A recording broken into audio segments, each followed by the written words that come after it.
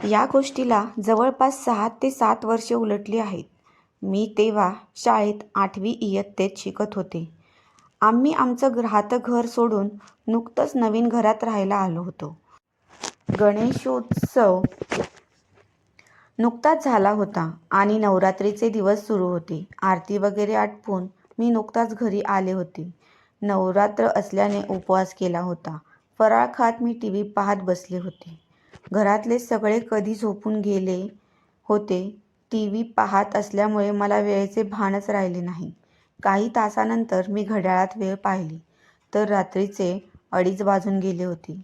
या नवीन घरात राहायला आल्यापासून इतक्या रात्री जागण्याची ही पहिलीच वेळ होती. तितक्यात मला कसलासा आवाज आला. टीव्ही सुरू असल्यामुळे मला आधी कळले नाही, म्हणून मी टीव्हीचा आवाज कमी केला तर मला जाणवले की घराच्या बाजूच्या गल्लीतून कोणीतरी धावत गेलं. आमचं आणि बाजूचं घर यात खूप अरुंद गल्ली होती, त्यामुळे तो आवाज खूप जवळून आल्यासारखा वाटला.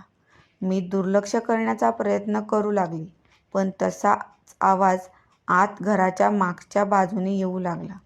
माहीत नाही काय होतं तिथे, पण जे काही होतं ते खूप भयानक होतं, कारण ते थांबून आता विचित्र आवाज करू लागलं.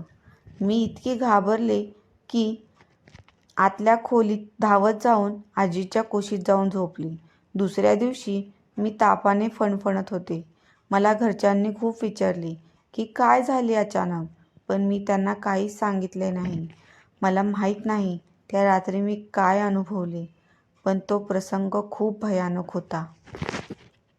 मित्रांनो, तुम्हाला ही कथा आवडली असेल तर चॅनलला लाईक आणि सबस्क्राईब नक्की करा. धन्यवाद.